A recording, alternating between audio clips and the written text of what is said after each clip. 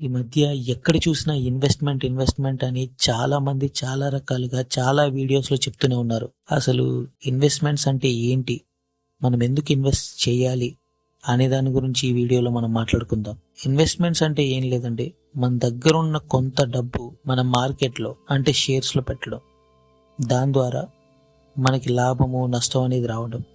It depends, అంటే అది మనం ఎంచుకునే షేర్ని బట్టి ఉంటుంది, మనం ఎంచుకునే కంపెనీని బట్టి ఉంటుంది.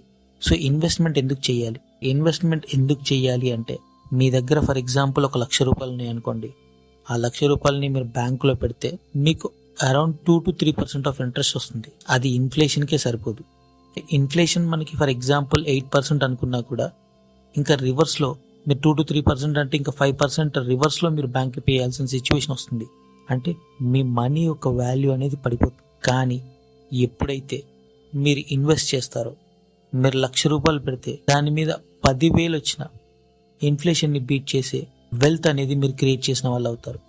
సో ఎంటీగా ఎప్పుడు కూడా మన మనీని బ్యాంక్స్లో ఉంచుకోకూడదు. చాలా మందికి అవేర్నెస్ లేక ఇంకా కూడా బ్యాంక్ అకౌంట్లోనే వాళ్ళ డబ్బులు పెట్టుకొని నా దగ్గర డబ్బులు ఉన్నాయి అనే ఒక భ్రమలో బతుకుతున్నారు. కానీ అది ఇన్ఫ్లేషన్గా మారినప్పుడు ఆ మనీ వాల్యూ పడిపోతుందన్న విషయం వాళ్ళు గ్రహించలేకపోతున్నారు. మరి ఇన్ఫ్లేషన్ని మనం ఎలా బీట్ చేయాలంటే ఓన్లీ త్రూ ఇన్వెస్ట్మెంట్లో రకరకాలు ఉన్నాయి. ఒకటి స్టాక్ మార్కెట్లో కూడా 2 రకాలు ఉన్నాయి. ఒకటి లాంగ్ టర్మ్ అండ్ ఇంకొకటి షార్ట్ టర్మ్. ఇంట్రాడే అంటాం మనం షార్ట్ టర్మ్ని. లాంగ్ టర్మ్ వచ్చేసి మనం ఏదైనా స్టాక్ని తీసుకొని ఆ స్టాక్లో మనం ఇన్వెస్ట్ చేయాలనుకున్నప్పుడు ఆ స్టాక్ని బయింగ్ అండ్ సెల్లింగ్ చేయొచ్చు. దీనికి మనకు ఒక డీమ్యాట్ అకౌంట్ కావాలి. డిఫరెంట్ యాప్స్ ఉన్నాయి అండ్ ఇట్స్ వెరీ ఈజీ. దానికి మనకు ఒక పాన్ కార్డ్ కంపల్సరీ కావాలి అండ్ మీ ఆధార్ కార్డ్ కూడా ఉండాలి, అలాంగ్ విత్ బ్యాంక్ డీటెయిల్స్. ఇవి ఉంటే సరిపోతుంది, ఒక డీమ్యాట్ అకౌంట్ తీసుకోవచ్చు. ఇన్వెస్ట్మెంట్లో భాగంగా మనకి ఎస్ఐపి అని కూడా ఉంటుంది.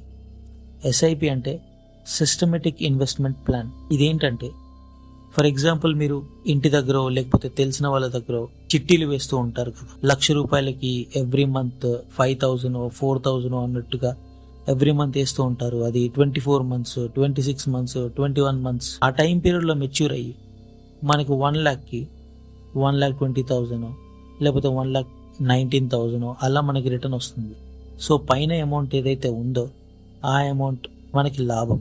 అది ఆఫ్టర్ 2 years. కానీ సిస్టమేటిక్ ఇన్వెస్ట్మెంట్ ప్లాన్లో అలా కాదు. మనం అమౌంట్ ఎవ్రీ మంత్ 5,000 10,000 అనుకుంటూ వేస్తూ పోతూ ఉంటే సిస్టమేటిక్ ఇన్వెస్టింగ్ ప్లాన్లో ఆటోమేటిక్గా కాంపౌండ్ అవుతుంది. అంటే వడ్డీ మీద వడ్డీ, చక్రవడ్డీ మీద మళ్ళీ వడ్డీ, భూచక్రవడ్డీ. ఇలా మీరు 100 రూపాయలు పెడితే దానికి 10 రూపాయలు వస్తే 100 + 10 110 మీద మళ్ళీ జనరేట్ అవుతుంది. అలా మనకి ఇంట్రెస్ట్ రేట్ అనేది ఎక్కువ సిస్టమేటిక్ ఇన్వెస్ట్మెంట్ ప్లాన్లో. బ్యాంక్ అకౌంట్స్ తోటి కంపేర్ చేసుకుంటే చాలా ఎక్కువ. ఎందుకంటే బ్యాంక్ అకౌంట్స్లో ఆన్ అండ్ యావరేజ్ మీకు 2-3% మాత్రమే వస్తుంది. కానీ సిస్టమేటిక్ ఇన్వెస్ట్మెంట్ ప్లాన్లో మీకు 12%, చాలా మినిమం చెప్తున్నాను, 12% అనేది మినిమం.